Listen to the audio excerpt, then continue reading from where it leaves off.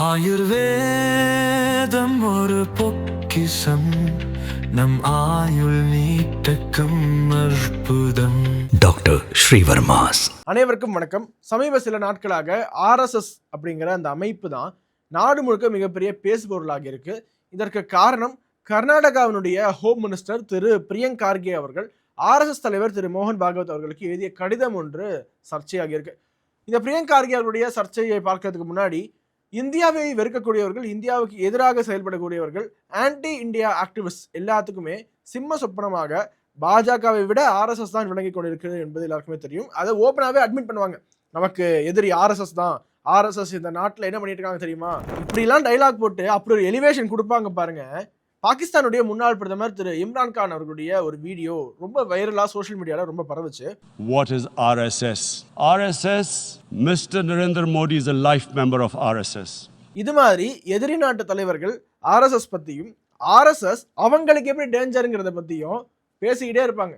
So எனக்கு என்ன டவுட்னா, இந்தியாவில் இருக்கக்கூடிய ஒரு சில பேர் அவங்களும் ஆர்எஸ்எஸ் எதிர்க்கிறாங்க, பாகிஸ்தானிய தலைவர்களும் ஆர்எஸ்எஸ் எதிர்க்கிறாங்கன்னா காமனான புள்ளி என்ன, நீங்களே ஜட்ஜ் பண்ணிக்கோங்க. இந்த 100 வருஷத்துல ஆர்எஸ்எஸ் எத்தனையோ சவால்களை தாண்டியும் நாட்டிற்காக அர்ப்பணிப்போட நிறைய கான்ட்ரிபியூஷன்ஸ் நேஷன் பில்டிங்காக பண்ணியிருக்காங்க. ஸோ இப்போ பிரியங்க் கார்கே அவர்கள் தன்னுடைய கடிதத்தில் என்ன குறிப்பிட்டிருக்காருங்கிறத பாருங்க. எத்தனையோ சவால்களை சந்தித்த ஆர்எஸ்எஸ்க்கு இந்த சவால்லாம் ஜுஜூபி என்றுதான் சொல்ல வேண்டும். இது ஒரு சவாலே கிடையாது. ரீசெண்டா 2 நாளா மீடியா சென்சேஷன், அவ்வளவுதான். ஸ்ரீ மோகன் Bhagwat ji, Sarsanghchalak, Rashtriya Swayamsevak Sangh. Subject: congratulations on completing 100 years of existence and request for legal clarification on organizational status. முதற்கட்டமா ஆர்எஸ்எஸ் நூற்றாண்டை நிறைவு செய்ததற்கு தன்னுடைய வாழ்த்து பதிவு பண்ணியிருக்காரு. அது எப்பேற்பட்ட வாழ்த்து, அது வாழ்த்தா இல்ல வன்மமா அப்படிங்கிறது எல்லாருக்குமே தெரியும். அதுக்கு பின்னாடி பாருங்க, according to the annual report for 2025-26 released by the Akhil Bharatiya Pratinidhi Sabha of the highest decision making body of RSS, the organization has a significant footprint in Karnataka. அவர் கர்நாடகாவோட ஹோம் மினிஸ்டர் தானே, அதனால கர்நாடகால பத்தி பேசுறாரு. 4127 daily ஷாக்கா நடக்குது, 1387 weekly மீலன் நடக்குது, அண்ட் 60 மந்த்லி மண்டலிஸ் நடக்குது கர்நாடகாவில மட்டுமே. இது ஆர்எஸ்எஸ் ஓட அகில பாரத பிரதிநிதி சபாவில் நீங்க கொடுத்த ரிப்போர்ட் அப்படின்னு கோட் பண்றாரு. The RSS public mobilization is equally extensive. As per your report, the organization conducted 2114 Samajotsavas, drawing 19,61,158 participants. You also claim to have organized 562 route marches across the state, usually covering 2.523 kilometers with 2,21,963 uniformed participants. Taken together, these figures show a vast, disciplined and deeply embedded network operating across Karnataka. இதுல என்ன discipline நீங்க சேர்த்திருக்கீங்க, இன்னும் ஆச்சரியமா இருக்கு. காங்கிரஸ் தலைவர்கள்லாம் RSS பார்த்து பாராட்டிட்டு இருக்காங்க. Through a daily cadre building, weekly and monthly outreach, mass public events and uniformed route marches. இப்பதான் இவருக்கு ஒரு கன்சர்ன் ரைஸ் ஆகுதான். என்ன தெரியுமா concern? It raises legitimate question, legitimate அவரே சொல்லிக்கிறாரு, about legal status, accountability, financial transparency, public order, permissions, sources for funding and compliance with the Constitution of India. அதாவது இந்திய அரசியலமைப்பு சட்டத்துல நீங்க எந்த சட்டத்தின் கீழே இயங்குறீங்கிறது அவருக்கு தெரியணுமா. We therefore request the RSS to depute its authorized office bearers to explain the legal grounds on which an organization of such magnitude continues to function with anonymity and without being formally registered as a legal entity or as a body of individuals under applicable laws. உடனடியாக உங்களுடைய செய்தி தொடர்பாளர்கள் எங்களுக்கு இதெல்லாம் விளக்க வேண்டும் அப்படிங்கிறாங்க. எந்த சட்டத்தின் கீழே நீங்க இயங்குறீங்க அப்படிங்கிறது எங்களுக்கு தெரிய வேண்டும் என்று இதே பிரியங்க் கார்கே அவர்கள் ஒவ்வொரு சேனலா போய் பேட்டி கொடுத்துட்டு இருக்காரு. ராஜ்தீப் சர்தேசாயே ஒரு பாஜக எதிர்ப்பாளர், அவரெல்லாம் பிரியங்க் கார்கே பிடிச்சி கேள்வி கேட்டுட்டு இருக்காரு. பிரியங்க் கார்கேவால பதில் சொல்ல முடியாத நிலையில இருக்காரு பிரியங்க் கார்கே. அடுத்து பாருங்க, அடுத்து என்ன கேள்வி கேட்கிறாருன்னா, இவரு எல்லாருக்குமே, இந்த இந்தியாவில் இருக்கிற எல்லாருக்குமே டிரான்ஸ்பரன்சி வேணும், லெஜிட்டிமசி வேணும், சோர்ஸ் ஆஃப் இன்கம் என்ன அப்படிங்கிறதெல்லாம் சொல்லுங்க அப்படின்னு கேள்வி கேட்டிருக்காரு. In this context, it is only fair and necessary that the RSS also comes forward and places the following information in the public domain. பொது வெளியில வைக்கணுமா என்னென்ன டாக்குமெண்ட்ஸ்னா, its legal status and organizational structure, details of office bearers, authorized representatives, sources of donations, contributions and income, details of expenditure and assets, whether applicable taxes are being paid in accordance of the law, the legal basis on which the organization activities are conducted without formal registration, the constitutional framework under which it claims the right to operate at a scale without public accountability, details of permissions, authorizations, and compliance mechanism for public events, route marches, mass gatherings, and other organized activities. An organization that regularly evokes nationalism, discipline, and duty must also demonstrate these values through transparency, compliance, and respect for Constitution of India. இவங்க அப்படியே அரசமைப்பு சட்டத்தை மதிக்கிறாங்க போல காங்கிரஸ். அதனால RSS பார்த்து அரசமைப்பு சட்டத்தை மதிக்க வேண்டும் என்ற கிளாஸ் எடுக்கிறாங்க. The RSS cannot ask ordinary Indians to follow rules while exempting itself from the same standards. If workers, small associations, religious institutions, NGOs, trusts, companies, and citizens are expected to register, disclose, audit, and pay taxes, the RSS too must set an example by abiding by the law of the land. அதனால தயவு செஞ்சு reply பண்ணுங்க. We look forward to receiving a formal response and to the deputation of authorized office bearers for a discussion of above matter. Thank you, Priyank Kharge. Okay, Kharge ji. இப்போ நம்ம இதுக்கு respond பண்ணலன்னா இது மேலும் மேலும் அதிகரிச்சுட்டே இருக்கும். ரொம்ப நாளாவே RSS காரங்க சொல்றது நாம் யாருக்கும் போய் விளக்கம் கொடுக்க வேண்டிய அவசியம் கிடையாது. இதுக்குமே RSS வந்து விளக்கம்லாம் கொடுக்கல. RSS பத்தி அபிமானம் இருக்கக்கூடியவர்கள், RSS பத்தி புரிஞ்சவங்க, அவங்க தான் வந்து விளக்கம் கொடுத்துட்டு இருக்காங்க. பிளஸ் இதை ஒரு கேள்வியாக கேரளாவில் சரசங்க சாலக் திரு மோகன் பாகவத் அவர்கள் இருக்கும்போது யாரோ ஒரு கேள்வி கேட்டாரு, அதற்கு பதில் சொல்ல வேண்டிய கட்டாயத்தில் அவர் இருந்தார். கேள்வி கேட்டாங்க, பதில் சொல்லாம ஐ ஸ்கிப் த கொஸ்டின் சொல்ல முடியாதுங்கிறதுனால அவர் பதில் சொன்னாரு. ஸோ அந்த பதிலை பார்த்ததுக்கு அப்புறமா நம்ம மேற்கொண்டு பேசுவோம். What is your response? I don't need to respond. There are so many unregistered things going on, and we are not secretive. We are working on open ground. We are calling people and telling them about Sangha. This is politics, and all these things, gimmicks are being tried. Don't do that. We are used to it. After say 10-15 years of starting of Sangha, we had to face all these things. We are used to it. If they don't happen, we feel something is amiss. So I don't need to respond. Sangha started in British times.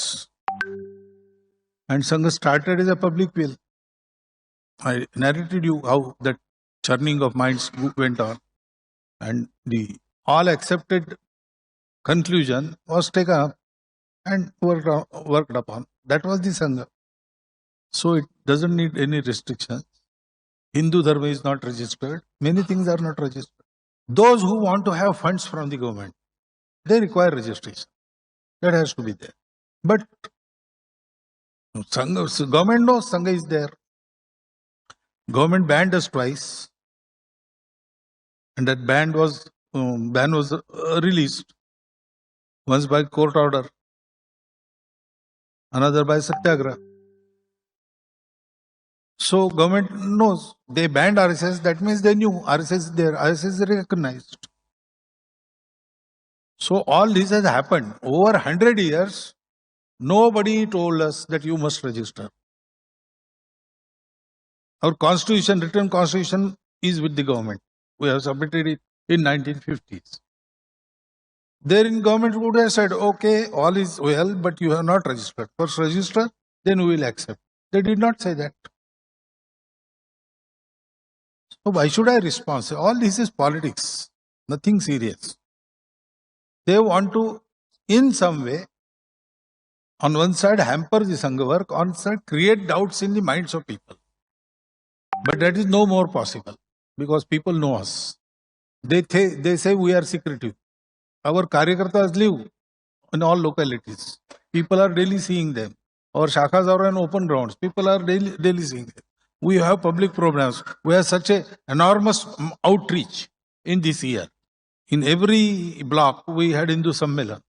So all these things, they are not possible if we are secretive. முதல் பாயிண்டே திரு மோகன் பாகவத் அவர்கள் பொட்டில் அடிச்ச மாதிரி சொன்னது, நாங்க ஒன்றும் அரசாங்கத்துக்கிட்டே இருந்து கை நீட்டி காசு வாங்கி இயக்கம் நடத்தக்கூடிய ஆட்கள் கிடையாது. எங்களுடைய இயக்கத்திற்கு குரு தட்சிணா மூலமாக, என்ன குரு தட்சிணா என்றால், வருடா வருடம் குரு பூஜா தினத்தன்று RSS ஸ்வயம் சேவகர்கள் அனைவருமே அந்தந்த பகுதியில், நீங்க எந்த பகுதியில் இருக்கீங்களோ அந்த பகுதியிலேயே காவி கொடிக்கு முன் தங்களுடைய ஒரு கான்ட்ரிபியூஷன், இது இயக்கத்திற்காக நான் கொடுக்கக்கூடிய கான்ட்ரிபியூஷன் பண்ணிட்டு அவங்க ஸ்டெப் அசைட் ஆவாங்க. வருஷா வருஷம் தன்னுடைய இயக்கத்தை சேர்ந்தவர்களுடைய கான்ட்ரிபியூஷன்ஸ்னாலேயே இயங்கிட்டு இருக்கக்கூடிய ஒரு இயக்கத்துல போய் டிஸ்க்ளோஸ் பண்ணுங்க, ரெஜிஸ்டர் பண்ணுங்கன்னு சொல்லிட்டு இருக்காங்க. சோ மோகன் பாகவத் அவர்கள், நாங்க அரசாங்கத்துக்கிட்ட இருந்து பணம் வாங்குவது கிடையாது, சோ முதற்கட்டமாக ரெஜிஸ்டர் பண்ண வேண்டிய அவசியம் கிடையாது. இத்தனை ஆண்டுகளாக பல்வேறு அரசாங்கங்களை நாங்க பார்த்திருக்கோம், சங்கத்தை ரொம்ப திட்டமிட்டு முடக்குனாங்க, அப்ப கூட மீண்டு வந்திருக்கோம், எத்தனையோ தடைகளை தாண்டி இன்றும் நாங்க பொது சேவையில் ஈடுபட்டிருக்கோம். இந்த ரெஸ்பான்ஸ் கூட பிரியங்க் கார்கேக்கு மோகன் பாகவத் அவர்கள் கொடுத்த ரெஸ்பான்ஸ் கிடையாது. இவர் பிரியங்க் கார்கே எழுதின லெட்டரோட டேட் பார்த்தீங்கன்னா 15th of June. ஆனால் திரு மோகன் பாகவத் அவர்கள் அதுக்கு முன்னாடியே 13th or 14th of June இதுக்கான ரெஸ்பான்ஸை யாரோ ஒருவர் ரெஜிஸ்டர் பண்ணுறதுக்கான ஒரு கொஸ்டினை கேட்டப்போ, ரெஜிஸ்டர் பண்ணுவீங்களா மாட்டீங்களா, RSS நாட் ரெஜிஸ்டர்ட் அப்படின்னு சொல்லும் போது இந்த பதிலை சொல்லியிருக்காரு. ஸோ சூரியனை பார்த்து குறைக்கும் விதமாக RSS பார்த்து கேள்வி கேட்கக்கூடியவர்கள் நீங்கள் கேள்வி கேட்டுட்டே இருக்கலாம். இதற்கு தான் திரு குருமூர்த்தி அவர்கள் ஒரு டீட்டெயிலான ரெஸ்பான்ஸை தன்னுடைய ட்விட்டர் பக்கத்தில் பகிர்ந்திருக்காரு.